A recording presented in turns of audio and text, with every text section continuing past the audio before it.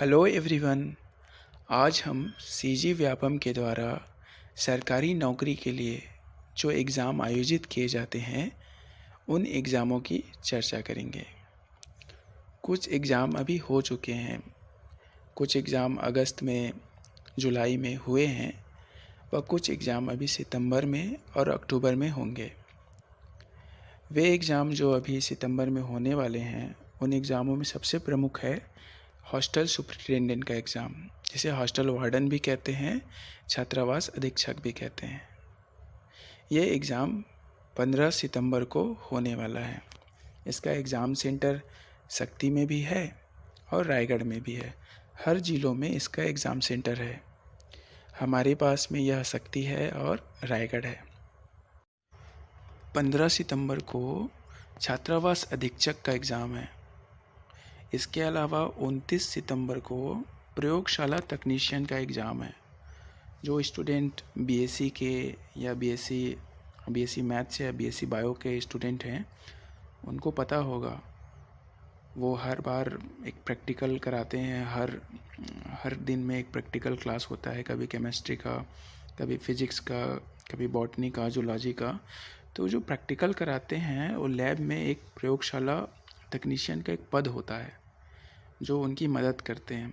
हमारे कॉलेज में भी हैं, हमारे कॉलेज में भी 2 सर प्रयोगशाला तकनीशियन के पद पे कार्य कर रहे हैं। ठीक है, तो अगर ये एग्ज़ाम आप पास हो जाते हो तो आप भी कॉलेजों में ये काम कर सकते हैं। इसकी सैलरी भी लगभग 35,000 हर महीना होती है और इसका एग्ज़ाम 29/9/2024 को होने वाला है। ठीक है, इन एग्ज़ाम में क्या सवाल आते हैं, ये एग्ज़ाम कब होता है, इन एग्ज़ामों का फॉर्म कैसे भरा जाता है। इन एग्ज़ामों का फॉर्म व्यापम के द्वारा जो फॉर्म भरे जाते हैं वो निःशुल्क होते हैं, अर्थात इसका फ़ीस नहीं लगता है। जैसे कि आप लिस्ट में देख रहे हैं, बहुत सारे एग्ज़ाम इस मंथ में 28/7/2024 से लेकर के ये अक्टूबर के महीने तक बहुत सारे एग्ज़ाम अभी हुए हैं। ये सारे सरकारी नौकरी के एग्ज़ाम हैं और इन सभी सरकारी नौकरी के एग्ज़ामों का जो सिलेबस होता है, लगभग सबका सिलेबस सेम होता है। लगभग 90% से लेकर के 80% सिलेबस सेम होता है। सो अगर आप एक ही सिलेबस को बार बार पढ़ते रहेंगे तो आप में सुधार भी होगा और आप अच्छा नंबर भी लाते जाएंगे धीरे धीरे। जैसे अभी व्यापम जो है, जो हो चुका वो तो अलग है। मैं अभी स्पेशली हॉस्टल वार्डन का जो एग्ज़ाम होने वाला है अभी रविवार को 15 तारीख को, इसी विषय पे चर्चा करना चाहता हूँ। यह एग्ज़ाम की जो योग्यता है, हर 12वीं पास व्यक्ति जो छत्तीसगढ़ का निवासी है वह एग्ज़ाम दे सकता है। इस एग्ज़ाम के लिए आपको 2023 की स्थिति में, जनवरी 2000 की स्थिति में आपकी आयु कम से कम 21 वर्ष होनी चाहिए थी, है ना। और इस एग्ज़ाम को अगर आप पास हो जाते हैं तो आपकी सैलरी जो है लगभग 35,000 होगी। इसके अलावा भी आप लिस्ट में देख रहे हैं बहुत सारे एग्ज़ाम हैं। ये तो 28/7 मतलब जून जुलाई से लेकर के अक्टूबर के बीच के एग्ज़ाम के बारे में मैं बता रहा हूँ। लगभग हर महीनों में कोई ना कोई एग्ज़ाम होते रहता है सरकारी नौकरी के लिए और इन सभी नौकरियों का जो सिलेबस होता है ना वो सेम होता है। सो आप इनकी तैयारी कर सकते हैं। हम इनके सिलेबस के बारे में भी चर्चा करेंगे। स्पेशली जो अभी 15 तारीख को जो हॉस्टल वार्डन का एग्ज़ाम होने वाला है, इसकी सिलेबस के बारे में मैं आपको बताऊंगा। हॉस्टल वार्डन का जैसे हम सिलेबस देख रहे हैं 2024 का, ये टोटल 100 नंबर का क्वेश्चन होगा। इसमें 100 क्वेश्चन होंगे और माइनस मार्किंग भी होगा, अर्थात अगर हम गलत आंसर देते हैं तो 1/4 भाग मतलब 25%, क्या कहना चाहिए, 0.25 नंबर कटेगा। इसमें कंप्यूटर जो है वो 30 नंबर का आता है, गणित 25 नंबर का आता है। ये जो गणित होता है सामान्य गणित होता है, जो हम 8वीं 9वीं में जो पढ़ते हैं ना, वही गणित होता है। सामान्य ज्ञान होता है, बाल मनोविज्ञान, छत्तीसगढ़, सामान्य हिंदी, जो सामान्य ग्रामर होता है ना, जैसे कि विलोम, पर्यायवाची, है ना, अनेक शब्दों के एक शब्द, मुहावरे, लोकोक्ति। उसी तरह अंग्रेजी ग्रामर भी जो होता है वो सामान्य होता है, जो हम लोग स्कूलों में पढ़े रहते हैं ना, टेंस, वॉइस, नरेशन, प्रीपोजिशन और समसामयिक घटनाक्रम।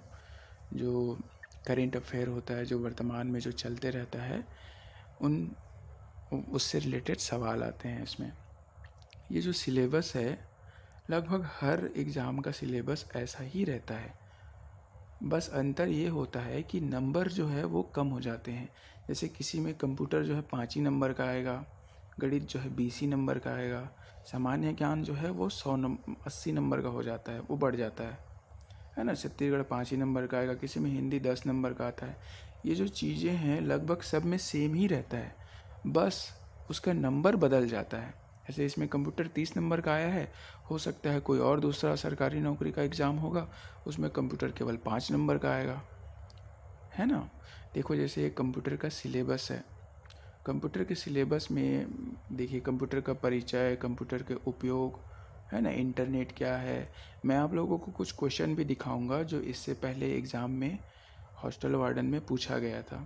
उन एग्ज़ाम को देखिएगा, उन क्वेश्चन पेपर को देखिएगा और समझिएगा कि कैसे क्वेश्चन आते हैं।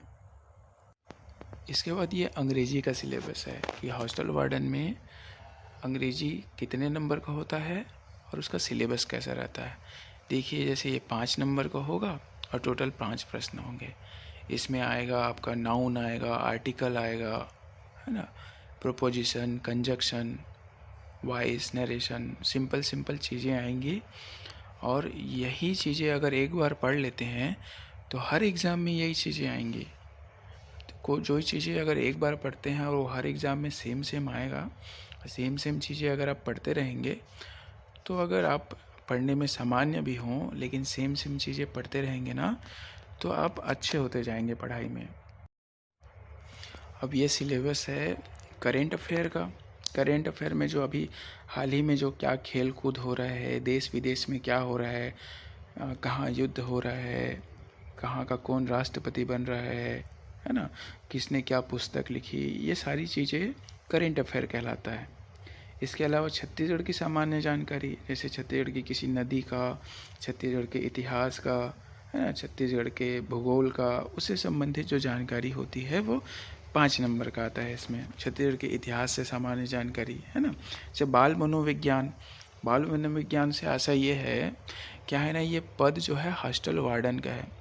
आपको हॉस्टल में वार्डन का काम करना है, तो वहाँ बच्चे रहेंगे, तो बच्चों को क्या पसंद होता है, क्या पसंद नहीं होता है, उससे संबंधित जो सवाल होते हैं। जैसे एक सवाल जैसे आपसे मैं पूछ रहा हूँ, अगर क्लास में कोई बच्चा मस्ती कर रहा है, बदमाशी कर रहा है, तो आप उसे क्या करेंगे?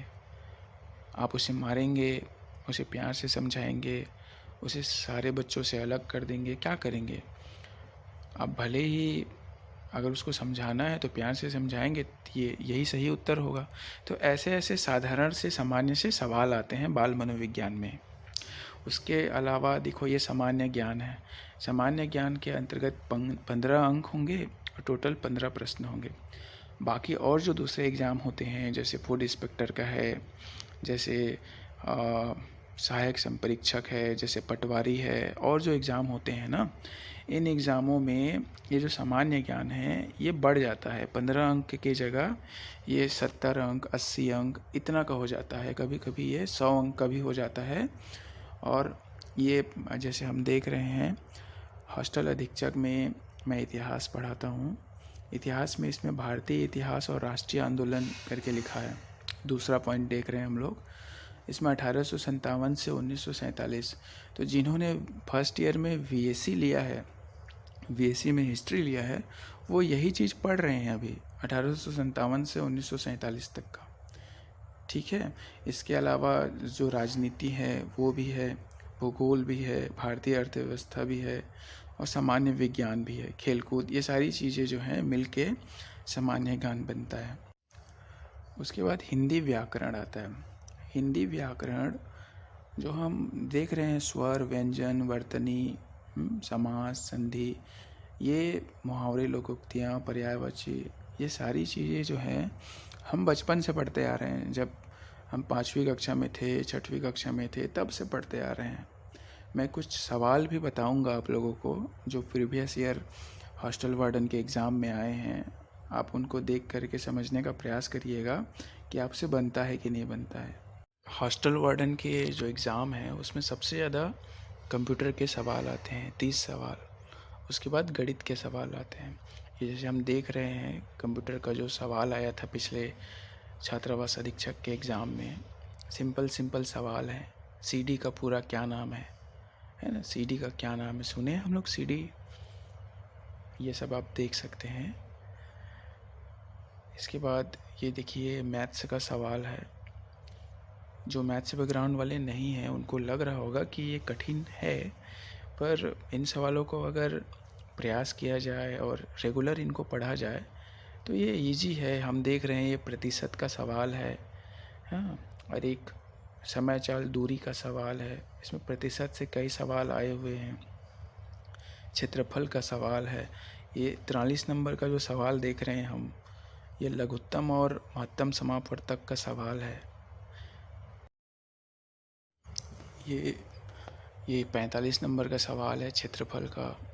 44 नंबर का जो सवाल है वो रेखा गणित का सवाल है। ये जो सवाल है ये हम 6वीं 7वीं 8वीं में हम लोगों ने इसे पढ़ा है, और अगर इसे बार बार पढ़ा जाए तो ये आसान हो जाएगा। ये जैसे देखिए ये हिस्ट्री का सवाल है। भारत शासन अधिनियम 1935 द्वारा क्या लाया गया था। हम लोग जा रहे हैं का छत्तीसगढ़ी रूप क्या है ना। ये छत्तीसगढ़ी जो हमने बताया था कि 5 नंबर या 10 नंबर छत्तीसगढ़ी का है और हिंदी का है, उससे रिलेटेड सवाल है। और इन सवालों का उत्तर ऐसा नहीं है कि 100 नंबर है तो आपको 95 नंबर कि 98 नंबर लाना है। 100 नंबर में अगर आप 70 नंबर भी ले आते हैं, 70 नंबर ले आते हैं तो ये सफिशेंट होता है। फिर कैटेगरी के भी हिसाब से भी, महिला reservation, ST SC OBC reservation के हिसाब से भी इसके कटअप कम जाते हैं। कटअप कम जाते हैं कहने का मतलब अगर आप 60 नंबर भी बनाते हैं, 100 में अगर 60 नंबर भी पाते हैं तो भी आप पास हैं और आपका जॉब लग सकता है। मैं सभी सवाल नहीं दिया हूँ, मैं कुछ सवाल आप लोगों को पिछले साल का दिखाना चाह रहा था जिससे आप लोग को आइडिया हो जाए कि कैसे सवाल आते हैं। जैसे देखिए इसमें मानव शरीर की सबसे छोटी हड्डी। अब एक कंप्यूटर का सवाल है, कंप्यूटर का भौतिक भाग क्या कहलाता है, इनमें से कौन कंप्यूटर की विशेषता नहीं है। तो ये जो सवाल हैं, एक कंप्यूटर के एक छोटा सा पतला सा पुस्तक आता है। अगर उस पतले से पुस्तक को पढ़ लिया जाए तो उसी के अंदर से 30 में से कम 25 सवाल आ जाएंगे। किसी भी कंप्यूटर का जो छोटा सा बुक लिया जाता है उसी के अंदर से ही चीज़ें आती हैं और बेसिक चीज़ें आती हैं। अगर इनको पढ़ा जाए तो आप सेलेक्ट हो सकते हैं। अब हम देखेंगे 15 सितंबर को जो एग्ज़ाम है उसमें हॉस्टल वार्डन का कैसा कैसा सवाल आता है। मैं उन सारे सवालों को आप लोगों को बताऊंगा कि क्या क्या सवाल आ रहे हैं, ताकि भविष्य में आप भी ये एग्ज़ाम जब दोबारा हो तो तैयार रहें इनके लिए। ये छत्तीसगढ़ का है, बैगानी किस जनजाति की भाषा है। जब आप छत्तीसगढ़ पढ़ेंगे ना तो ये सारी चीज़ें आपको पढ़ने को मिलेगा। मनुष्यों की किस स्थिति का सूचक शिशु मृत्यु दर है। मनुष्यों के किस स्थिति का सूचक शिशु मृत्यु दर है। ठीक है, तो ये जो सारे सवाल हैं आपको पढ़ने को मिलेंगे। ओलंपिक में भारतीय महिला, है ना, छत्तीसगढ़ी उपन्यास मोंगरा किसकी रचना है। जब हम छत्तीसगढ़ का इतिहास पढ़ेंगे तो फाइनल ईयर में ये जो 47 नंबर का क्वेश्चन है इसका आंसर है वर्तमान में भारतीय अर्थव्यवस्था कैसी है। जब करेंट से रिलेटेड चीज़ें हैं, जब आप अर्थव्यवस्था वाला चैप्टर पढ़ेंगे या इकोनॉमिक्स वाला तो वहाँ आपको ये मिलेगा। मैं बस आप लोगों से ये कहना चाहता हूँ कि ये जो एग्ज़ाम होते हैं ये उतने भी कठिन नहीं होते हैं जितने हमें लगते हैं। अगर हम प्रयास करेंगे तो हम पास हो सकते हैं। और मेरा इस वीडियो का मकसद ही यही था कि आप लोगों को जागरूक करना